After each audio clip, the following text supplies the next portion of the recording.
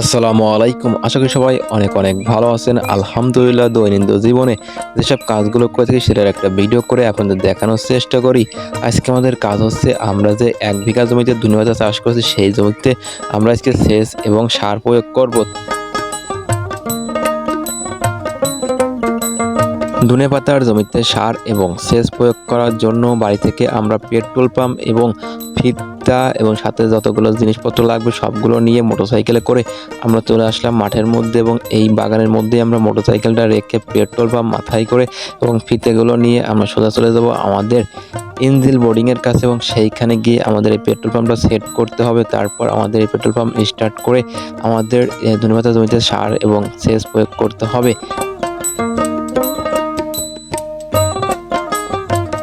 Petrol পাম্পটা মাথায় করে আমরা সোজা চলে আসলাম আমাদের বোর্ডিং এর কাছে এবং এসে সুন্দর করে প্রথমে আমাদের এই পেট্রোল পাম্পটা সেট করতে হবে। তারপর আমাদের এই পেট্রোল পাম্পটা স্টার্ট করে আমাদের জমিতে আমরা সেচ প্রয়োগ করার কাজ শুরু করে দেব।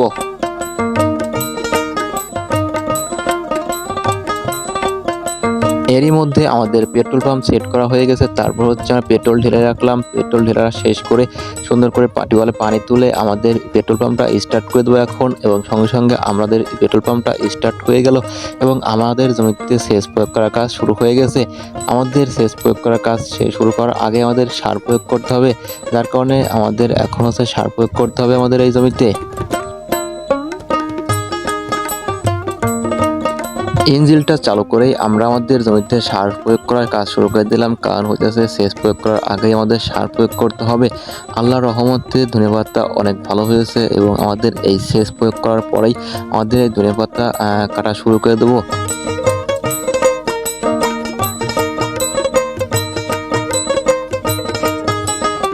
আসলে আমরা মোট ১ বিঘা জমিতে ধনেপাতার বীজ বপন করেছিলাম এবং দেখতে দেখতে মাশাআল্লাহ ধনেপাতা অনেক বড় হয়ে গেছে এবং আমাদের এই সেচ প্রয়োগ করার পরেই কিছুদিন পরে জো আসলে আমাদের ধনেপাতা কাটাতো হয়ে যাবে।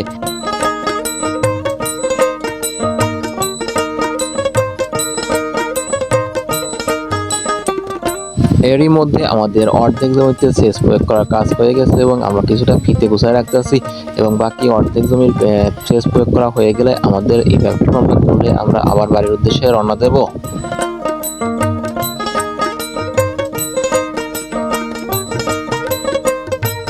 আলহামদুলিল্লাহ দেখতে দেখতে আমাদের সম্পূর্ণ জমির সেচ প্রয়োগ করার কাজ সম্পূর্ণ শেষ হয়ে গেছে। তারপর আমাদের পেট্রোল পাম্পটা এখান থেকে খুলে নিতে হবে, তার জন্য আমাদের পেট্রোল পাম্পটা খোলার কাজ চলতেছে এবং পেট্রোল পাম্পটা খুলে আমরা আবার মাথায় করে গাড়ি পর্যন্ত নিয়ে তারপর বাড়ির উদ্দেশ্যে রওনা দেবো এবং এরই মধ্যে হচ্ছে মাথায় করে আমরা আমাদের পেট্রোল পাম্প এবং ফিতা সমস্ত কিছু নিয়ে চলে আসলাম আমাদের গাড়ির কাছে এবং গাড়ির কাছে এসে আমরা এগুলো গাড়ির উপর রেখে তারপর বাড়ির উদ্দেশ্যে রওনা দেবো। সবাই ভালো থাকবেন এবং আমাদের জন্য দোয়া করবেন, আমাদের ফসলের জন্য বেশি বেশি বারাকাত দান করে। আসসালামু আলাইকুম ওয়া রাহমাতুল্লাহি ওয়া বারাকাতুহু।